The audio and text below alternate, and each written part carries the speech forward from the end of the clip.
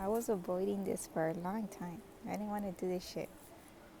So my husband has a favorite blanket, and you're gonna see all my bad angles, because this is what it is today. But I've been having to do this blanket, and something about me was just fighting it. Like, nope, I don't have time for it. I have to do so many other things. Fuck that blanket. I'm not doing it. Buy me a machine. I'm not gonna be struggling. And like, he always kind of nudges me, like, my blanket. So like, he doesn't have time. He doesn't have time to do it. He works all the time. He's busy helping me with the dogs and doing chores and stuff. And there's just life. So we haven't got into it, either one of us. And I started doing it, and I slowed down doing this stuff. And I haven't sewed like this since I was like 6, maybe. No, maybe in my like teenage years. I've had it through my life. Only when I really had to. I like doing this shit. At first I didn't, because I was always busy too. I just had shit to do, and I tend to slow down. And as I got older, I guess it just slows me down to those times that I learned to do this. And it's crazy, because you don't learn this in the U.S. I learned to sew in Mexico. We were in school over there, and that's like one of the first things they teach you at school is how to sew, um, how to cook, how to dress yourself, how to do things. And like, it's nice to have it over there, but we got it so brutally. We kept getting hit by the fucking teachers. Me and my siblings, we would always get smacked. And I could have sworn I was a good kid, that I didn't do anything wrong, but I had a memory coming the other day, like, you did get smacked. That bitch. Teacher was mean. And it's wild, because it bothers the fuck out of me. There's so many spots of my childhood that just come in like fragments. They flow in once in a while, and it's like, what the fuck? Cool. That was so cute. But a lot of my other childhood, I can't remember shit. I just get like little images, little reminders here and there. Sometimes I can't see the picture. I feel it. And I feel it so strongly, I can see what's going on. It's weird. But it's nice when I have it. And a lot of times it's like during stuff like this, like stuff from my childhood. And it's around the age that I forgot everything. So it's like, oh, I wonder what happened. I wonder what else I went through. Look at me go, surviving it all, you know?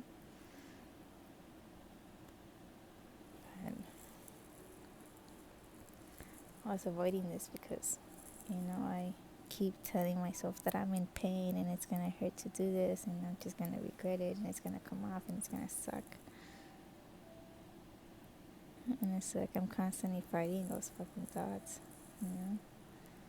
Unless you don't realize it, it's like, who the fuck am I fighting now? Those are not my thoughts. And they gotta cast out demons and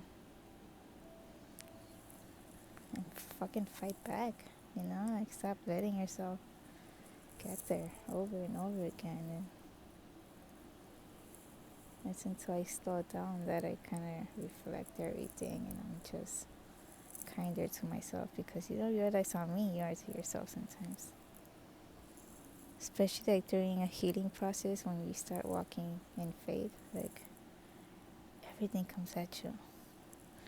Everyone and their mom come at you, and you're constantly fighting, having to be ready for everything, and then you're fucking it up here sometimes, and you're just like, I'm just trying to human. I'm just a human. Just a human. Relax. We're all gonna fuck it up at one point. Relax. You have faith, you're gonna get better, and you're gonna get out of there, then don't worry about it. keeps his promises. You know? He's not gonna let you live like shit without promising you the good life he had promised you. So we still have a while. Still have a little while. So we have to start making the best of it. And I think a lot of us are like trapped in that fear because, we're soldiers. We have to prepare for the worst and just pray for the best. And that's just how we were molded. But we're different kind of soldiers now. That's not the training that we have over here. So it's just finding that footing to adjust to the new stuff. Every time I'm recording, one of my dogs like 2x extra. Somebody starts choking, somebody starts getting crazy. The distractions, But I'm here sewing this fucking blanket and it's coming out crooked as fuck. Coming out crooked as fuck. But it's getting done.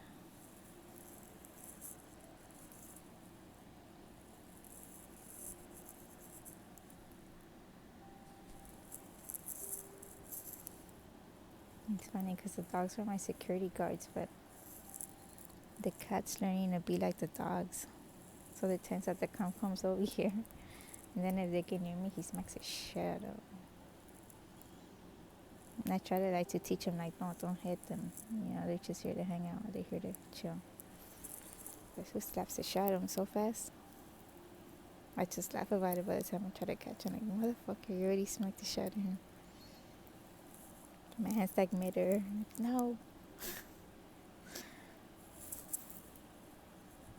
And everybody starts fighting and screaming. And they're a whole show because everybody starts to bark and act stupid.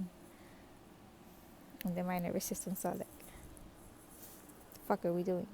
Like, oh, we're playing. And so I woofs up and, relaxing. Best way I can explain it. But I was real smart when I learned how to sew.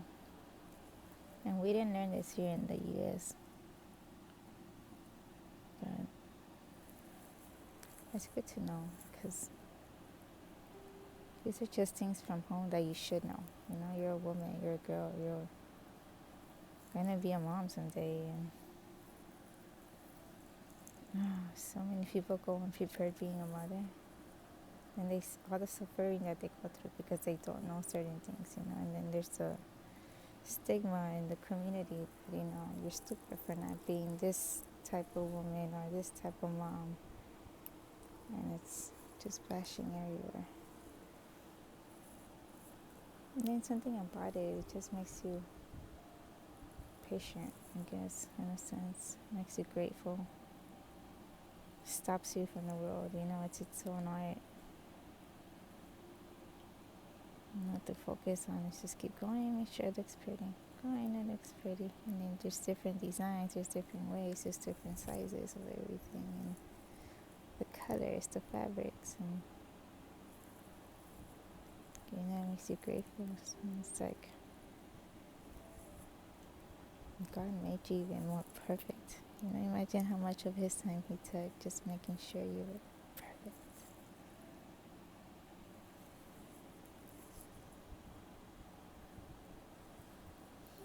It's funny because I used to dissociate to realities that used to be like made up, right? Like, oh, what could happen? How could I defend myself in this situation? Okay, what do I need to work out? If there's a taller person and I have these injuries, what the best workout I can do so I can defend myself for later? What's going to be my move? How can I practice on it? Can I get stronger? Should I just use a weapon? Is it worth the paperwork? Is it safe? Is it going to be karma on us for not relying on the Lord and then something stupid happens? There's so many things going on. So,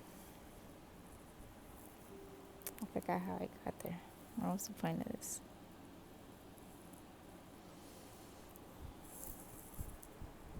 I'll have to rewind on it.